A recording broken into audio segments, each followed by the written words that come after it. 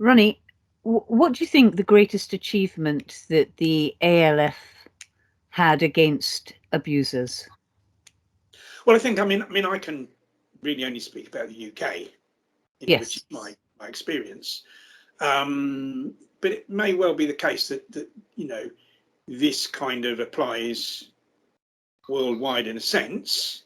I mean, I think the ALF was more active in the UK than anywhere else. I mean, the ALF is still active, or people are still doing that type of action in the UK and other places, but it's very, very much. I mean, the heyday of the ALF is long gone, which is often why I kind of speak of it in past tense, really. And we're using the word "what was the greatest achievement," for instance. I would say, I mean, here in the UK, there were two really great achievements for the ALF. One was against the vivisection industry in terms of reduction in animal experiments, and the other was against the fur trade. And what happened with animal experimentation when the ALF kind of the ALF kind of began in 73, but it was known as the Band of Mercy then, and then the name was changed in 76. Now, around about 76, the mid 70s, the number of animal experiments in the UK, I mean, according to Home Office statistics, obviously, was 6 million a year, bit more than 6 million a year. Right. And then the ALF campaign began. A lot of actions were taken one way or another against animal experimentation in terms of companies that bred animals for experiments, and also the laboratories themselves, and also the individual animal experimenters. There were attacks on their homes. I mean, not necessarily actually on their houses, but their cars were damaged and destroyed. Slogans would be painted on the houses and stuff like that. So there was all these different ways of attacking the industry, and really, fairly quickly, that annual number of animal experiments went down from 6 million every year to 3 million.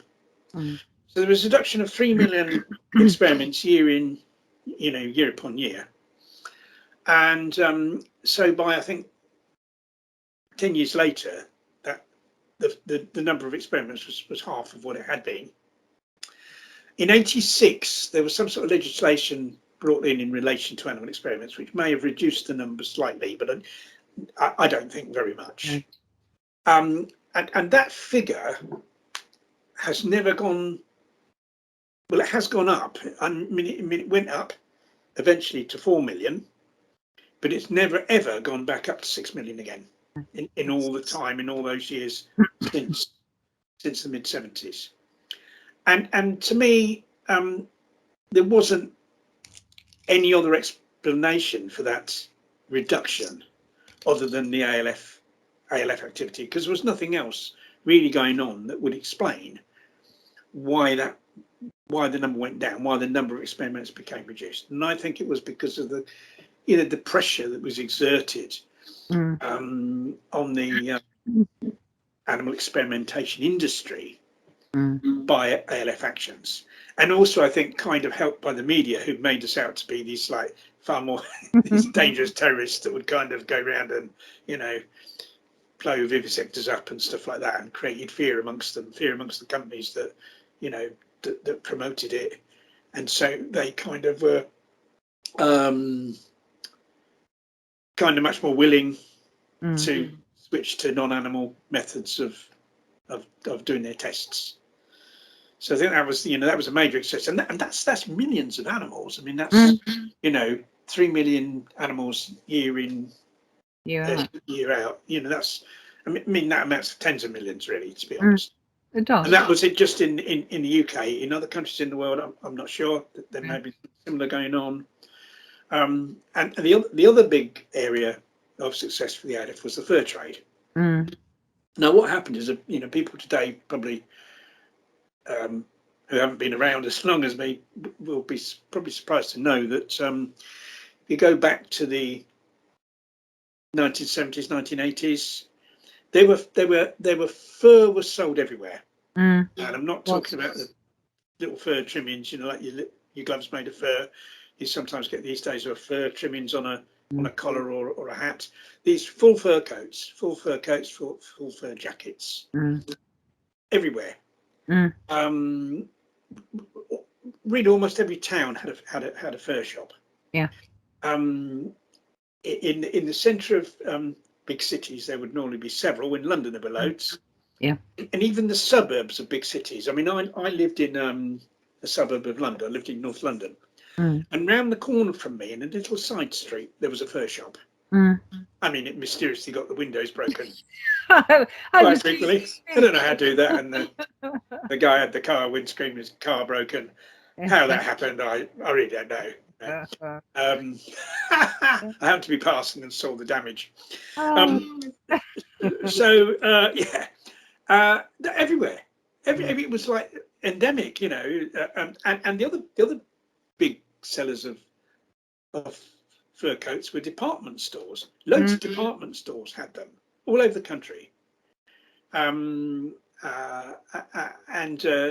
every city where there's a department store, I mean, not every single one of them had a fur department, but loads of them had fur departments. Yeah, majority of them did. It was everywhere. And what happened was in the I think the kind of we'd always kind of put bricks through the window of fur shops and catapulted the windows, even maybe in the 70s, and going into the early 80s. But towards the mid 80s, there was like kind of concerted campaign against the fur trade began, and particularly against department stores that had fur departments. And what happened was there were some people in Sheffield. They invented a small incendiary device. It was comprised of firelighters and a timer that was a watch face and match heads and things like that. that could be concealed in a cigarette packet, just a little one, like a packet of 10. See, and what the idea was, although this would obviously start a fire, the idea wasn't to burn down department stores. The idea, the thinking was, well, we start a fire in a department store. What will happen to sprinklers? They have sprinkler systems. The idea was that sprinklers would come on and there'd be water damage, and the idea was to cause water damage to these stores. And so they kind of started on a campaign of like planting these devices in department stores that had fur departments, and they didn't plant them in the fur department, but normally in the furniture department, because there was more in the furniture department that would catch fire, because I think these were the days before you had the flame-proof furniture and all that, so the best place of creating a fire.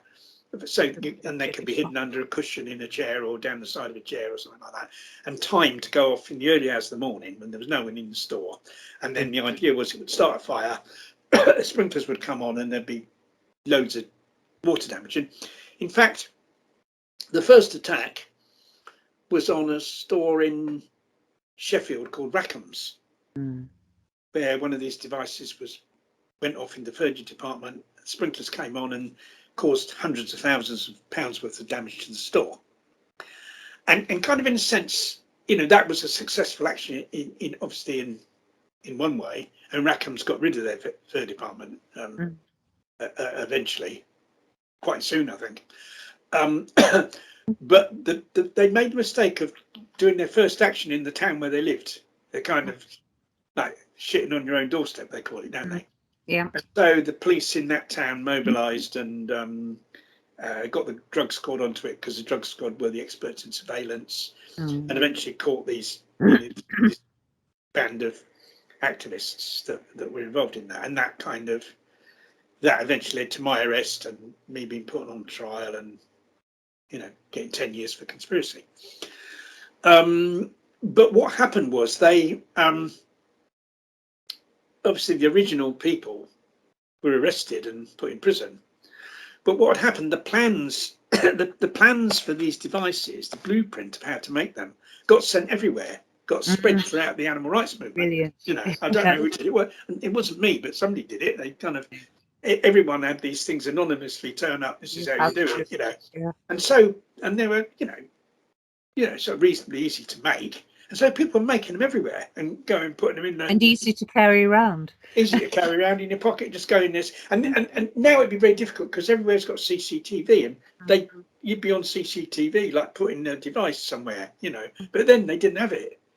Now you'd be caught, they'd look at the CCTV and see someone like putting it under a cushion. Sitting on a settee and sitting on a settee and sort of slipping it down the side, Yeah. But those days never had that. So like you got away, people got away with it.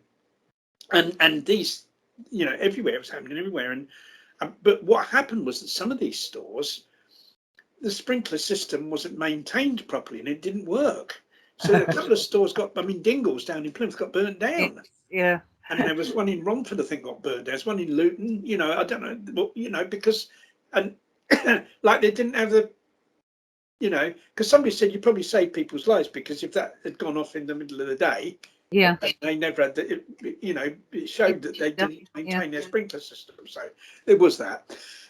So, and of course that immediately deterred these stores, not just the ones that were attacked, but all the stores really that had, they said, well, shit, it's not worth having a fur department. The amount of money we make from the fur department isn't worth the amount of money we'll lose if we get attacked.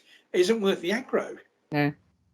So it resulted fairly soon in all these department stores getting rid of their fur departments. Brilliant.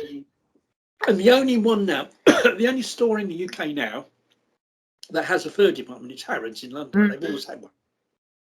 We used to occupy their fur department, but they're like a kind of tough nut to crack. And obviously, people, they wanted to, people couldn't use those same tactics, like for reasons I said, you'd be caught, you see. But there are demos outside Harrods and stuff. Yeah. And Excellent. What we need is the sale of fur to be banned, and there is some kind of proposal for in that Parliament or being looked at to ban the sale of fur in this country. Fur farms were banned because another place that the ALF was back with the fur farms. But the farming of animals for fur was banned in the early 2000s in the UK. Yes. Yeah. I think some places get around it by saying they're farming the animals like rabbits, for instance, for meat. And then the fur gets. And they're the first byproduct. Yeah. Yeah. That's awful. So, Ronnie. But by and large, it's gone. The mink farming's gone. That was the biggest thing. Those were the major, really successes. There were kind of smaller, if you're talking about industry-wide successes. There were small successes. Places got closed down. Individual places got closed down because of ALF activity. Yeah. On one of our very early raids, when it was Band of Mercy, where we rescued 6 guinea pigs from a place, they closed it down. They were so frightened that we knew where they, Brilliant. Because whether that really actually saved any guinea pigs is another question, because of course laboratories wanting guinea pigs, they couldn't get the guinea pigs from that supplier, they get them from another supplier. So whether that actually really made a difference in terms of total life saved is another question. But there were some, there were things that definitely saved lives. Like for instance, we attacked a couple of boats used for seal hunting up on the Wash in Lincolnshire, and one was destroyed, one was badly damaged, and after that they never did the seal hunting anymore. No. So that's dozens and dozens of baby seals year in, year out. Yeah. So that's loads, and so there were these kind of smaller individual things where there was like where there was success and where there's success that made difference. But as I said, the biggies were the animal experimentation and the fur trade.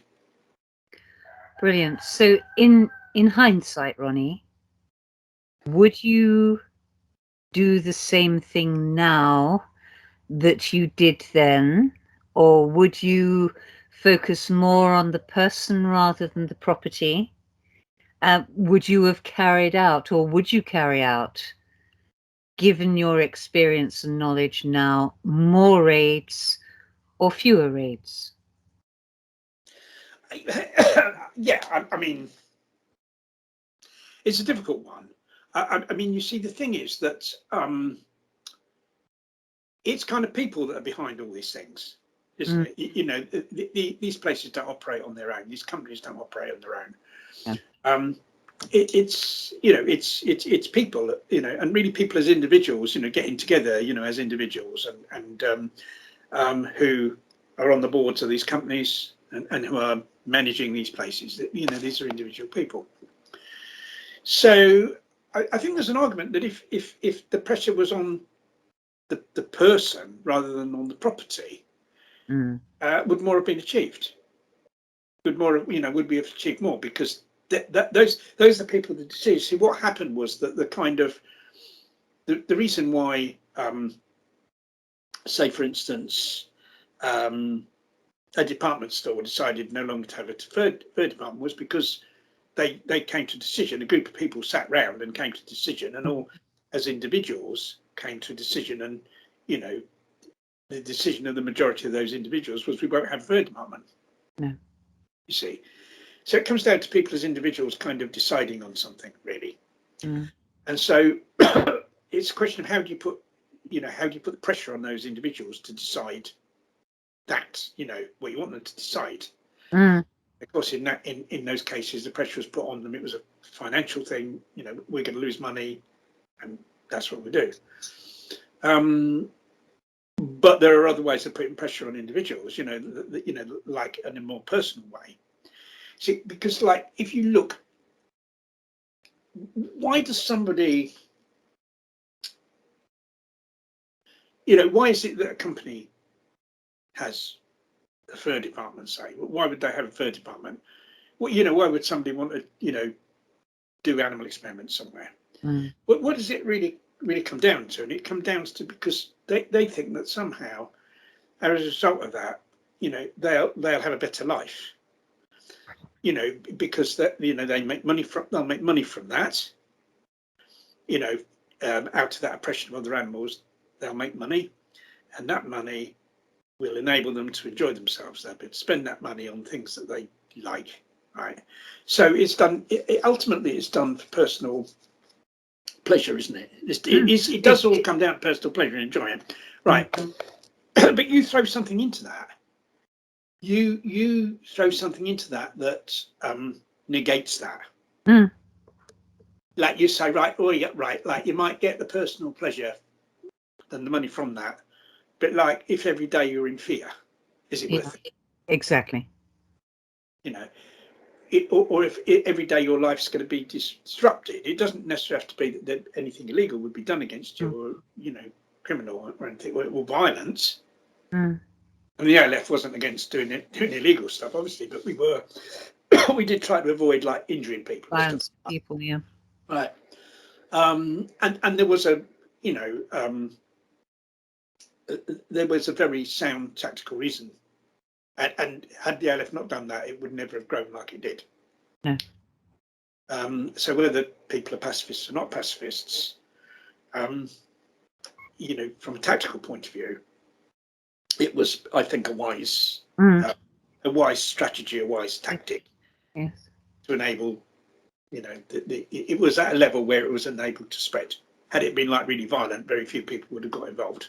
You see, so it probably kind of pitched it about right with you know the level of like violence. Well, violence. I mean, it was the damage to property is violence. So it was a question.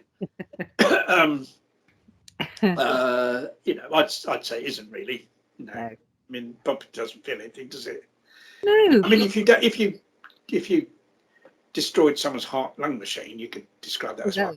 Yes. But you know, we weren't doing that. No. Yeah, so there is that. If you know, it all comes down to decisions made by individuals. So you put pressure on those individuals, and they'll make decisions that you want them to make. And so it's how best do you do that? And you know, is there an argument that had we gone more for individuals? You see, sometimes we did go for individuals. There were attacks, you know, on you know, at that, not on the homes, at the homes of these people. Their cars were attacked and that. And you know, so it became personal. And so whether more of, if more of that happened, would it have, like, would the ALF have been more successful? It's kind of very hard to say. It's very hard to say, but that is something that is a question that I kind of do ask myself sometimes. How that would panned out in sentences that people would have got for it, I kind of don't know. I mean, you're not doing like necessarily a huge amount of damage. It's just because you're like going to their house and damaging their car. They feel that more personally than if you damage their place of work, although the amount of damage might actually be a lot smaller. So it kind of depends. So there is that thought. There is that I've always, should we have been more personal and identify people as individuals that are the individual decision makers as to whether or not a company carries out the oppression of other animals, and target those individual decision makers. Would that have been a better way to go? And possibly so. I was just thinking that with the recent attack on Chris Packham's driveway, he wasn't hurt, his property wasn't hurt, but the shock value of a car being set alight, he's spoken about quite eloquently, and he's shared the feeling that he feels threatened. So putting that on the other foot, so directing it to animal abusers. As you say, there were occasions where you did the same thing to huntspeople or to people who own pharmaceutical companies or testing laboratories. And it's through Chris Packham. I was thinking when I was listening to him talk very briefly, how effective this action is, because it brings it home. You can't leave it and go home because you are home and it's right on your doorstep. Yes, yeah. I think that's, yeah. I mean, I absolutely agree with you. But I think there's a big difference between Chris Packham and the animal abusers. See, Chris Packham is a man of high principle. So that isn't going to stop him. No. That's going to further embolden him, and he said as much. He's a man who, when it comes to this, probably prepared to die for, of course, what he believes in, and he's a very brave man. He's a man I respect and admire greatly for all that. And so because he's a person of principle, he's not doing what he's doing for the wrong personal reason. pleasure. Right? In fact, what he's doing has led to a lot of personal aggravation for him, and he's doing it because he doesn't want to see, the destruction of nature, destruction of wildlife, the destruction of animals. So he's determined. With animal abusers, you're not dealing with that type of character. No. You're not dealing with that strong personal. You're dealing really with people who have no principles. Exactly. And you're dealing with people whose only interest is, I want to make money so I have a comfortable life. Yeah. So they're not going to have the resilience of Chris Packham. No. You can't, and so although that kind of attack on his home highlighted kind of the, the sort of, the fear and that kind of thing can generate, you're not dealing with the same sort of person. And a personal action against an animal abuser, I think, is likely to yield much more successful results than if they could achieve against Chris Packham. But I was thinking more of the effect, not that Chris Packham is an entirely different kettle of whatever, but yeah, we need a vegan alternative to that. He's a completely different pot of potatoes. Yeah, that's it. But I was, after all these years, I still trip myself up. Do you know that? Yeah. Old habits die hard. But it was, no matter what his moral stance, it was a shocking thing. Yes. And yes, he's resilient. And yes, he'll never give up. And because of that, and because he's a moral, decent fellow, then we know, I mean, he will get the support from everyone who believes in what he believes in. But I was thinking that the same effect on animal abusers will, as in, having a car catch fire or whatever, or setting fire to something near their home or at their home, it can only instill fear into them because they don't come from the moral high ground. No. They are the sort of people, and I don't wish to generalize, but perhaps I can in this instance, but they don't seem to be the sort of people who care about anything other than themselves, their immediate family, and how much money they can make, and it doesn't matter at what cost. Yeah, and also cowards. You're dealing with people who are fundamentally cowards. But I think there's something really important I kind of need to say here, and that is both you and people listening, and that is what we're having here is a hypothetical conversation. Of course it is, yes. We're talking about, would it have been better for the LF to have taken a different course of action? Definitely. We're still not really talking about violence. We're still talking about property damage. We're talking about a different way of exerting pressure. That's the first thing I want to say. Yeah. And the second thing I would say, I'm not saying this in the sense that I would encourage anyone to do this. No. I think there are arguments actually against people. Although at the time we're talking, would that have been better for the AF to done that? I think certainly these days there are strong arguments as to why people maybe there is a better way of going about things rather than doing that. You see, so it's not done in a sense of encouraging people to do this or anything illegal at all. No. So, but the other thing, the reason why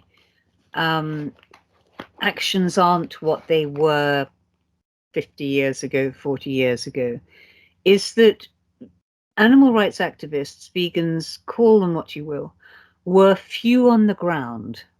There were not so many people who were of the belief in animal liberation, who followed a vegan diet. These days, I think our numbers have swelled definitely as vegans to what is it, 1.4% of the population, national population or something like that. Years ago, it would have been 0.000 something. And I think with the growth of people, there's a lot more open for people to involve themselves in than there was in the 70s and 80s. Yeah, I mean, first of all, figures as to the number of vegans vary tremendously. I mean, there was a survey came out 3 or 4 years ago that said that the number of vegans in the UK was 7%, which would have been quite a few million.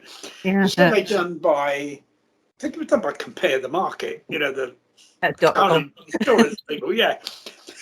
But like, it kind of depends on what questions you ask and who you're calling a vegan. Of course. And to me, that was like 7%. That seemed massively high to me, and I think a lot of people were being included in that weren't really vegans. Because who a vegan is really quite closely defined. It isn't just someone that kind of decides that they're not going to eat meat one day a week. And did their survey include those people? We don't know. It does seem very high.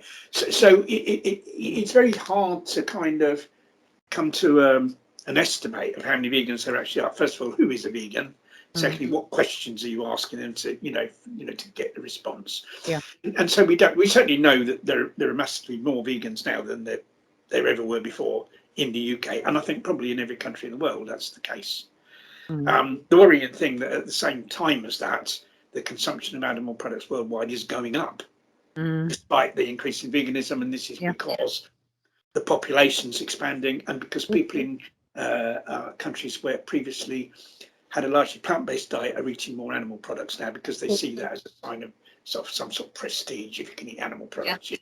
So we've got that, so like to think that we're kind of, sort of winning in a sense really isn't kind of true, and we have to do a lot more vegan education in order to turn things around to where we've got a situation where the consumption of animal products worldwide really does start going down. So I think it's important for people to realise that. Before they start thinking, hey, we're within an inch of victory. Sadly, isn't the case. But I mean, going back to the sort of reasons why things are different now than they were, back in the day. There are there are a few different reasons for that. I think that kind of the sort of, if you look at the history of the not so much the animal rights movement, I think you have to probably kind of refer to it broadly, and let's say the animal protection movement, because I mean animal rights is really only a concept that arose in the 1970s, and animal liberation as well. That kind of before that, before the 1970s, certainly in the UK and probably kind of the rest of the world as well, because in this area things tend to have started in the UK and then spread out for some reason. I mean, we had the RSPCA here, didn't we? First animal welfare group or whatever it was here. For some reason, I don't know why. It seems to, most of these things tend to happen in the UK first. Before the 1970s, you had these kind of national animal protection organisations, anti-vivisection groups, groups against zoos and circuses, groups against hunting, for instance, that campaigned on these kind of what you might call single issues. There were national organisations, and most of them had offices in London. And by and large, almost entirely the people that ran them were meat eaters. And basically, what they wanted from their supporters were like, write to your MP and send us a donation. I mean, that was, there wasn't to encourage people to campaign at grassroots level. And so you had that kind of up till the first kind of real sort of radical departure from all that was probably the hunt saboteurs started in the 1960s. Definitely. And then in the 70s, you got this idea of animal rights was coined, the idea of speciesism, anti-speciesism, that arose in the 70s, the animal liberation, the idea of animal liberation arose in the 70s. The 70s was the real kind of sort of birth of this upsurge of much more radical thinking about, how we treat animals and how we shouldn't treat animals.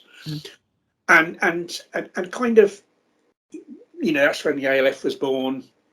There was an upsurge in veganism as well in the 70s, as well, and up until then, you had the vegetarian side and the vegan society, but they mainly existed as like kind of to help their members, to help people that wanted to become vegan and vegetarian. They weren't campaigning groups. They weren't campaigning.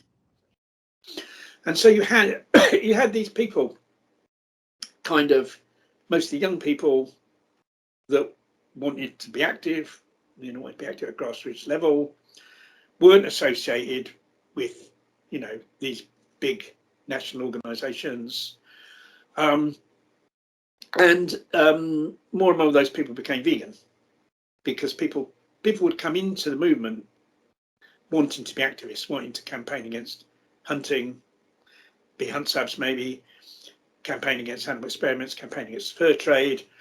They'd rub shoulders with people already in the movement who were vegan, and then they'd become vegan. So like a load of people got veganized through activism in those days.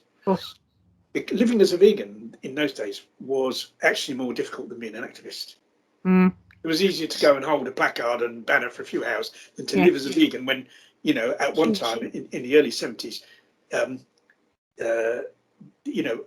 food product, they weren't required to list the ingredients. You didn't know what was in the stuff. You had to guess, and a lot of stuff we were eating turned out, and somebody wrote away to the company like the peanut butter. Oh, we'll have peanut butter, that's all right, I'll have that. The guy wrote away to the company, I think it's Sunpat, letter came back, ingredients in our peanut butter, beef fat. Well, it was beef fat in the, and then we couldn't eat it no more. I mean, we wanted to kill the bloke. Why did you write? I mean, it was good he wrote away, but we wanted to kill him. That we couldn't eat it. And that was happening all the time. We'd find out about things that think, oh, this is bound to be vegan. And then we'd find out they'd thrown, usually it was beef fat. Beef fat was in loads of bread. Bread now, you get vegetable oil in bread now, don't you? In those days, a lot of it was beef fat. And there was only a few brands that were actually vegan. They even put, what was it, pig fat in Wall's ice cream. Oh yeah, I didn't know that. It wasn't even vegetarian. Yeah, it was everywhere, gelatine and everything, all sorts of stuff. So it was difficult, and eating out. I mean, forget it. Yeah. Because everything we cooked in, and chips, almost all. I mean, you still get quite a few. Depends where you are in the country. Oh yeah, refined. Some towns They all cook in lard, but I mean, most of them, you know, where I lived, our nearest town, there's only one. There's about half a dozen chip shops. Only one of them cooks in animal fat. They all cook in vegetable. Brilliant. The others. So that is happening. You know, there's been a trend away from the animal fat. But in those days, no, you couldn't go and get a bag of chips. It's terrible. You know, well, you could. You know, sometimes go to a Chinese place. Yeah, vegetables, you know. Yeah. So it's difficult to live as a vegan. It's easier to be an activist. It's easier to come in through being that, and then, you know, gradually you rub shoulders with vegans. They show you the ropes, and then become vegan. That's what kind of happened. And then what happened was these national organisations started being taken over by vegans. The vegans, one way or another, vegans become run by vegans. You know. Like kind of the anti-vivisection organisation like the BUAV, for instance, is now Cruelty Free International, was the British Union for the abolition of vivisection for many years, run by vegans. League Against Cruel Sports, most of them were vegans. Not all of them, but you know, they're all vegans. Yeah. But nobody campaigned for veganism. They all carried on campaigning for the same thing, except it was vegans running it. Nobody campaigned for veganism. Yeah. And it's only like about 25 years ago that vegan campaigning actually started. People started kind of, you know, the vegan fairs and festivals started, and you know, and people started doing street outreach, etc. That's really in the whole history of the animal protection movement. It's a really recent thing, that is. And so that's kind of how things changed over the years. And now it's kind of easy. It's easier to live as a vegan than it is to be an activist. It's gone the other way around. It's so easy. Like you go anywhere, it's got. How anyone says it's difficult to be a vegan? You know, fucking what's the matter? It's unbelievable. For fuck's sake! You know, how easy do you want it to be? Do you know what I mean? It's like, you know, there's a piece of piss now to be a vegan. There's no excuse not to live as a vegan. You know, so easy to be able to eat and do lots of things while avoiding animal products. You know, simple. You know, people that are new to it might make the odd mistake now and again, but like, you know, that's understandable. You know, but like, it's not. You know, it's compared with the old days. It's nothing. You know, people don't know they're born. They really don't know they're born. And so it's changed. It's gone completely the other way around. It's so much easier to live as a vegan than to be an activist now. And that's why that is the situation, isn't it? Hardly any activists, and like loads of people eating vegan cake and that. You know, so that's kind of how it's, and that's like kind of an explanation, really, in terms of like, in back in the day, if someone was a vegan, there'd be a very, very high chance, strong chance that they were an activist. Now, the chance is the other way around. Exactly. There's a very low chance that they're an activist, which I think is tragic. It's absolutely tragic, to be honest. But so that's kind of how things change and why things have changed in that sense. The reason why the ALF went into decline, you know, there are a lot of different reasons for that. I think first of all, what happened was that the authorities kind of caught up with the ALF. We got away with a lot of stuff. They didn't really know who they were dealing with. They didn't know how to deal with us. It was a new thing. It took them a while to catch up. We got away with a load of stuff. And then all of a sudden they thought, shit, you know, these people are a real threat. They have to get organised. They started forming special police squads to investigate and, you know, arrest ALF activists, or you know, that type of activist, even if they didn't call themselves the ALF. And they, you know, new laws were brought in to, you know, combat various activities, particularly anti-vivisection activities. They started twisting old laws that weren't really meant to kind of be used against animal rights activists. They started twisting them, like blackmail was one, for instance. We've had quite a lot of people, especially with the Shack campaign, go to prison for blackmail. And blackmail wasn't meant for that. It was meant for, like, you know, some bloke saying, you know, he's got dirty pictures of another bloke. You know, I showed him to your wife and she give me £1,000. That's blackmail. I always thought that was blackmail. You know, but no, it's like, you know, it's much wider than that. So, you know, well, they kind of twisted it in a way so it could be applied to anti-vivisection campaigners, you know. And so that was another one. The other one's surveillance. You know, I think the UK is the most surveilled state in the whole world. You know, you've got all the CCTVs inside, outside shops. You've got cameras on the roads. They can trace a car from one end of the country to the other. Of course they can. So how are you going to do stuff and get away with it? You know, the idea of the ALF was that you got away with stuff. You weren't there to say, "Hey, here I am." You know, I've just caused like £100,000 worth of damage. I'm stood here. No, we're off. Live to fight another day. You know what I mean? Yeah. You can't get away with it now. You couldn't get away with it. You know, and this is the reality of our society now. Very, very difficult. And this is one of the reasons. But another really, really major reason is like changing social attitudes, especially among young people. And back in the 70s, when the ALF and that started, we were all young. We're all like teenagers and early 20s, really. I mean, there were the occasional really elderly person that were in their 30s, like a real old codger of 35, staggering along. But they were thought of as old because we were all young. We were all young people. You got you'd have supporters. You'd have these, kind of often elderly women that campaigned against vivisection every life and thought that the ALF was manna from heaven. These youngsters now. It's wonderful. Here's my pension. But like, yeah, and people on the demos and that, all of that. Really young people mostly. Look at a demo today. How many young people you see? They're all like cross 60, 50, 60. You do get the odd young person. Often they're the children of the other people that are there. It's been this big change. So that young people are different now. Yes.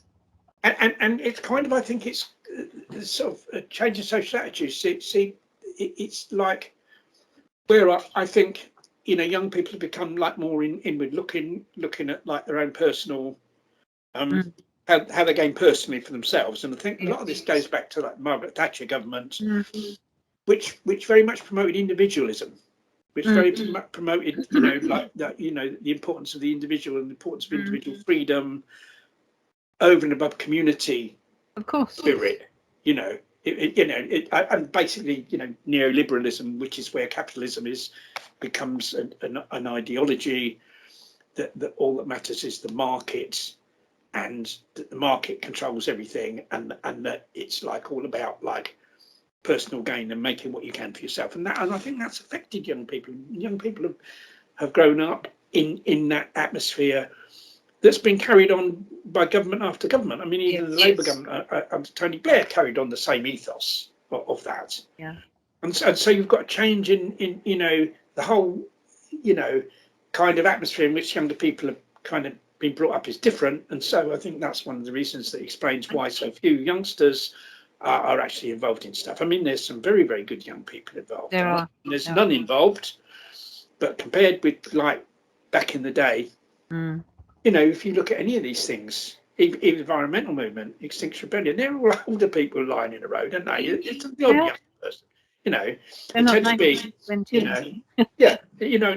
back in the day, that would have been almost all young people. And the odd older one would have been there, but like, and things have changed. So there's all these different reasons why the ALF's gone into decline. All these things come together to kind of. I think also, Ronnie, sorry to interrupt you, but I also think in the day, any action carried out and claimed by the ALF was not an individualist claim. It was a collective claim. This is claimed by the ALF. These days, all social media is full of selfies of anybody, we're talking young people who might come into the movement, doing something, anything, and it's for everyone to see, and it's very much focused on me. I am doing this. I did this. Whereas I remember when people would carry out actions and there was no mention of them, not as individuals. It was an action, a liberation carried out by the ALF. And that was the difference in thought. That people didn't have to be individuals. They wanted to be part of a collective, because it wasn't a structured. The good thing about the ALF was it wasn't structured, and that's you'll know far better than I do, but that was half the reason why it caught the police and absolutely. They weren't used to. They weren't used to anything like that. And it was people, and they didn't have the ability to take selfies and say, "Look what I've done. I've done this." A lot of it's social media, really. That we had no social media. We had no mobile phones. How the fuck did you ever organise anything? You got no Facebook. You got no Twitter. You got no Instagram. You got no mobile phones. How did you even manage to live? Do you know what I mean? Like people exactly. think, but in many ways more went on in those days. We had the ordinary phone. I remember when I had a Huntsad group and I lived in Luton. Where I lived in the bedsit, there's a payphone. On the Thursday evening, I'd be on the payphone, like putting all me, whatever it was, whatever the money was in those days, the old money, and phoning people up. Well, can you come Saturday, on the payphone, and that's how it it was. And the other thing, and newsletters, people send around newsletters, but obviously things got to be planned well in advance because you know what I mean. By the time they print it and all that, you plan. And then a thing called telephone trees, where somebody would organise something. They'd phone one person, that person would phone two people. Each of those people would phone, and it would be they'd all have their group. It was all organised, where everyone phoned people around. For things that say something happened and you wanted to have a demo in a few days' time. You couldn't really send anything to people, so you had and that's how it was organised. And yet, loads of stuff got organised. And like nowadays, how did you do it when you couldn't create a Facebook event? Do you know what I mean? But it happens. And I think I think a subject of another of our discussions needs to be about social media and about it's very much double-edged swords about the pros and cons of it. But definitely, there's there kind of is a downside. There is, I think, to it in many ways. But I think a lot of that what you're talking about, people weren't able to kind of really promote themselves as individuals when the means of promoting themselves as individuals wasn't there. It wasn't there. How can you do that in that system where you haven't got social media and all that? It didn't. It didn't. The means of doing it didn't exist. And that's maybe one of the reasons. Right. I think that's kind of pretty much explains, the situation. I think with the ALF, why it's kind of stuttering on. You hear about the odd thing now and again. Yeah. Whether even it's called the ALF now or people call it a different name, I kind of don't know. And in some countries, I think now, it's actually more active than it is in the UK. Yes, it is. Because perhaps it's easier to get away with things in some countries. They're not so tightly surveilled. They don't have social media yet. Yeah. Well, they don't have surveillance cameras everywhere yet. Probably. That's true. Ronnie, it always intrigues me that you started off as a complete, I won't say renegade because you certainly weren't, but you were a great activist, and I mean activist in a way that knew no bounds in my book. You did everything that you could physically, even losing your freedom, to bring about change. And you do so much now, even though you're grown up now. Well, we'll use that. We'll use that term loosely. I'm not yet. No, still growing. You're nearly grown up. You're like me. You're nearly grown up. You do so many really incredible things in a different way.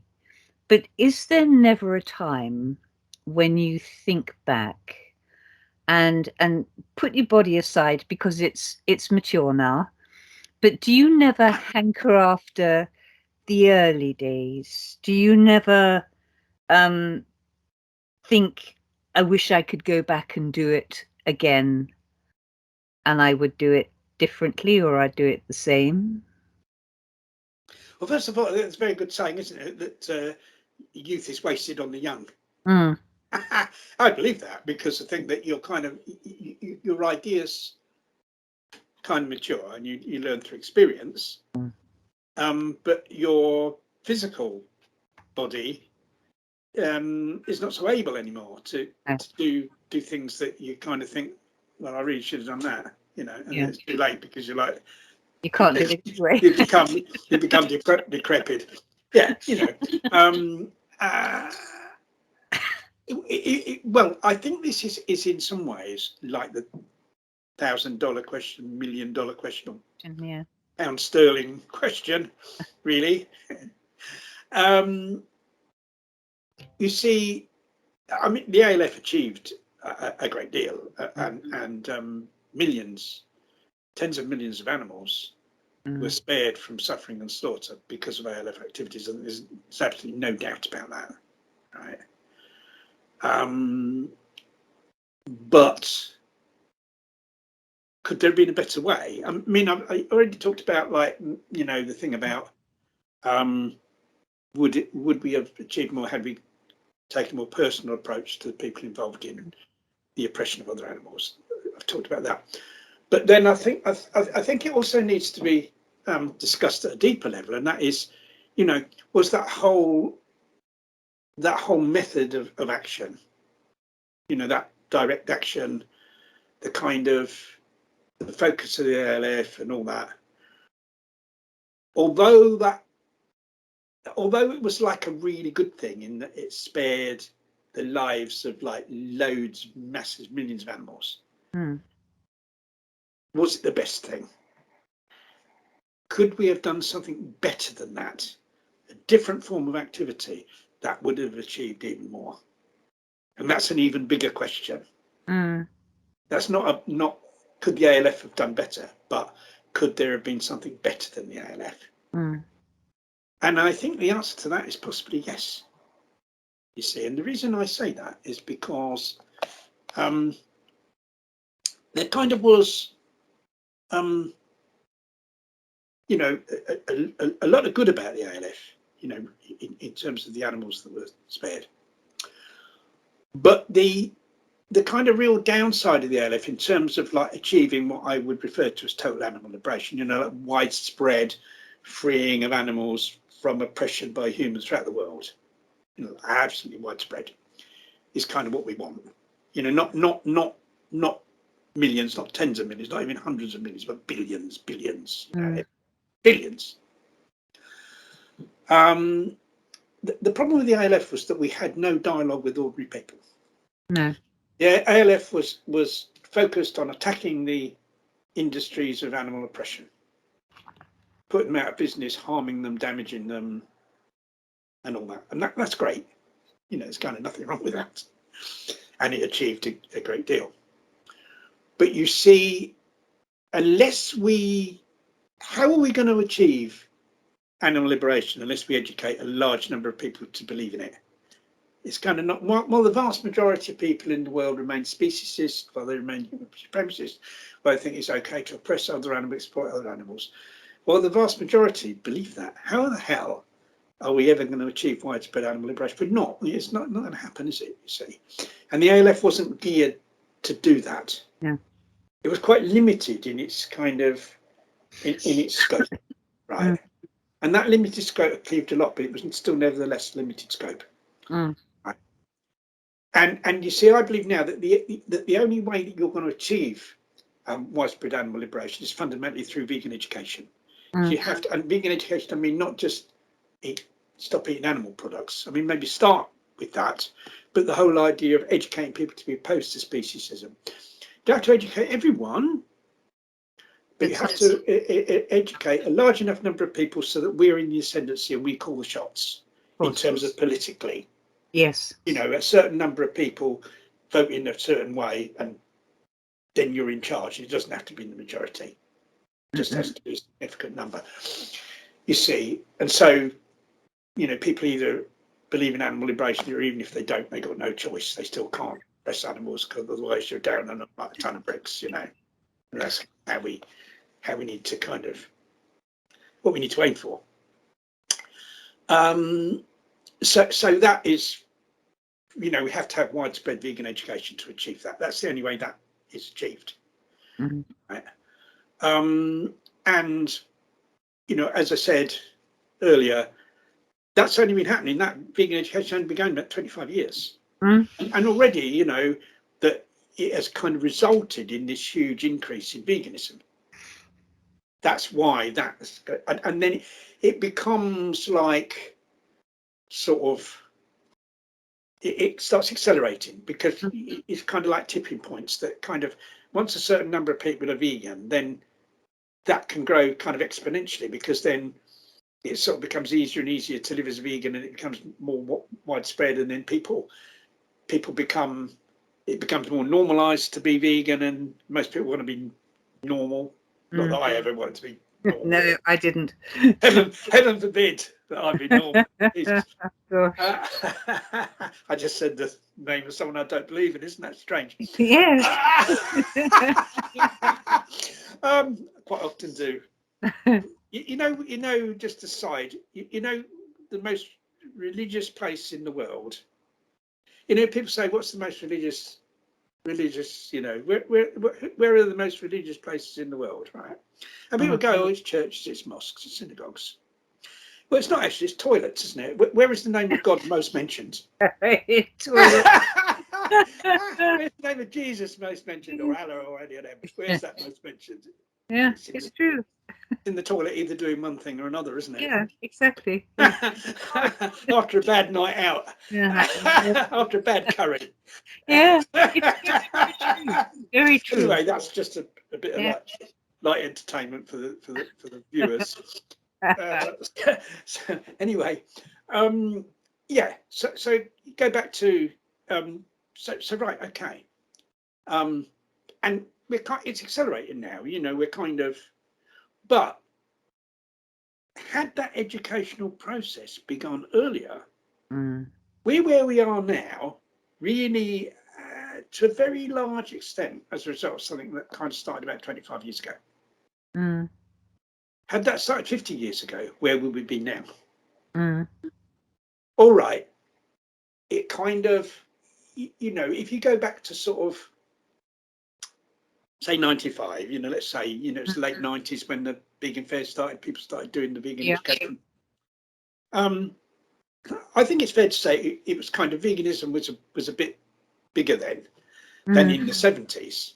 Yeah. It was a bit easier to live as a vegan in the 70s, but it kind of wasn't that much more. I mean, the big difference has come in the last few years. I mean, most vegans that ever were in this country have become vegan in the last few years. Yeah. You know, the number of new vegans massively outweighs the number of old vegans, because so many people have become vegan recently, you see. And so, you know, vegan education, when vegan education started, you know, like properly, say 25 years ago, it did start at a time when it was much, much more difficult to live as a vegan than it is now. Because things have accelerated so much in those intervening years. And yet it kind of, people started doing it. And gradually, the number of vegans increased. And then you get companies going, hey, oh, there's market to be made, money to be made out of these. I don't know why these companies are run by northern people, but there we are. There's money to be made out of these vegans. Oh, dear. I don't know why. Here we are, they're all from Yorkshire. I think in reality they're all in the south. Yeah, they're all in London, really. Talking like me. So had that process started earlier, how far further on would we be now, right? Yeah. And how many animals would be spared as a result? Because, like, you've got to kind of equate that, you know, that we have in the UK, it's about 8 billion animals a year slaughtered for feed the UK population. I think who was it did a calculation on it? Was it Viva or somebody said it equates to, per person, that's who consumes animal products, that's about 120 animals a year on average. So, like, you could say, well, if someone becomes vegan as a result of the reduction in demand that brings about, that 120 animals are therefore spared. Yes. Because we have a supply and demand. It's supply and demand with all these things. Now, the thing is, you know, it is skewed because you know, people that are kind of more on you know, that are like want to attack supply, they'll say, yeah, but you can't really say that because subsidies is subsidies, and subsidies means that, like, you can't really say because those animals are bred and killed anyway and they're given the subsidies, blah blah blah. Yeah, and that operates to a certain extent, but subsidies can only go so far. I mean, like, if everyone was vegan, they would nobody would be breeding and killing animals and catching animals if everyone was vegan, would they? No. Right. So somewhere between, you know, everyone being vegan and like the situation we've got now, there's got to be a reduction, hasn't it? It doesn't go like, oh, there's we've got one person who ain't vegan, so we're still going to slaughter all these massive loads of animals. It doesn't happen like that. There's bound to be this, as veganism increases, so there's bound to be a reduction in the number of animals bred and the number of animals caught. Yeah, as the market changes, then the subsidies will change. Yeah, and the more people you make vegan, the more people you have to campaign to get rid of the subsidies, the more people who are vegan. You'll have more vegan politicians, you'll have more vegans to vote for them, and those politicians will go in there and they'll scrap the subsidies. So if you want the political change, you've got to create vegans as well, otherwise you don't get it. Who's going to, you know, otherwise we're just going to get arseholes like we got now, because they're voted in by people that, you know, are brainwashed, you know, and so you have to unbrush, you know, I say call it de-idiotizing people. You've got to educate them, and so they will then, you know, vote for people who are going to bring in the right measures. You see, and the only way to do that is vegan education. So you're changing the mindset of people, and you're changing their mindset not in just in their lifestyle, but also in the way they think politically. And I think the two are linked to a very large extent.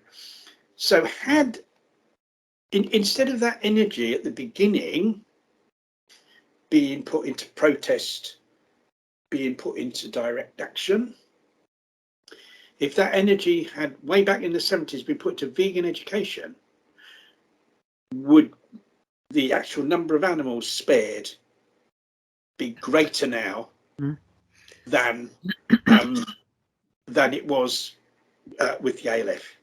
And you know, that's the question I'd ask, and I think the answer to that is probably quite likely yes. You know, despite the fact that I'm very proud that I was involved in the ALF, and very happy that I was part of something that spared so many animals from suffering. To be quite honest, I think I have to say that. To be quite honest, I have to say that we don't know for certain, but I think it's very likely that would be the case. And it would have been very, very difficult in the early days to get people to go vegan. It was so much more difficult to live as a vegan. You know, it was kind of a newer idea and all that. But we could have been there with our leaflets. We could have been there with recipes. You know, all right, you can't buy this meat. You know, this, substitute for meat that looks like meat and tastes like meat. But there were some very healthy recipes around. Quite very good recipes. And also in those days, people used to cook more. They did. You see, we've had a junk food thing. You know, in those days, people used to cook. They had to, because all around you, all across the board, you didn't have the junk food. You didn't have the vegan junk food, but you didn't have the non-vegan junk food either. So people cooked a lot more. So you just say, well, instead of cooking that meat thing, how about you cook this, and here's a nice recipe, and here's the reasons, what's happened to the animals. And you know, if we'd done all the street stalls, then we'd done all the door dropping. All right, the range of choice would have been more difficult for people. It would have been more difficult for people to eat out, and that would have been. Might speeded things up there, Ronnie. We never know. Had we started earlier, you see, what's happened is you've got like a kind of, if you look at it like a graph, it starts off like increasing veganism is very, very, very low, and then it starts going up, and it goes like that. It's just like an exponential thing, right? Yeah. And it's kind of reached that up here now. I mean, it needs to go massive up there, but it's, you know, we're up there now. Had that rise, had that education people started earlier, that big peak we're at, where we are now, would have peaked even higher. Would we have been at that 20 years ago? And if that had been 20 years ago, where we are now, where we'd really have been now, if what we got now was 20 years ago, where would we have been now? Yeah. I think that's a question we kind of have to ask, and I think that's a question that I would ask myself. And I think that kind of, if the straight question was put to me, which is probably what you want to put to me, is like, and I think you have, if I had my time again, what would I do? Yeah, that was it. Instead of the ALF, I would start a big campaign of vegan education. That's what I'd do. Not because the ALF was bad. In many ways, the ALF was brilliant. Isn't a question of good and bad. The ALF was good. It's a question of good and better. Yeah. Could there have been something better there in the ALF? And I think, yes, probably there could have been. And we would have been further on now if there had been. Further on in terms of the actual number of animals spared, but also further on in the fundamental change of attitudes within society, because the ALF didn't change people's attitudes. No. It didn't have anything to do with ordinary people. Whereas vegan education does. It's fundamental. It goes to the roots. The ALF didn't really go to the fundamental foundations of the problem. It kind of a sort of attack on symptoms in a way. Very bad symptoms, and it's important to tackle symptoms, yes. It didn't go to the root of the problem, which is speciesism, whereas vegan education kind of does challenge vegan, the right sort of vegan education does challenge that. And if we're ever going to really radically change the world and bring about animal liberation, we have to operate at that very fundamental level. And that's what would have been happening, and that's what would have been happening for longer. And so I think we'd have been further on in terms of number of animals spared. We'd also be further on in terms of bringing about fundamental societal change to create a world, excuse me, like a world where we were moving towards widespread animal liberation.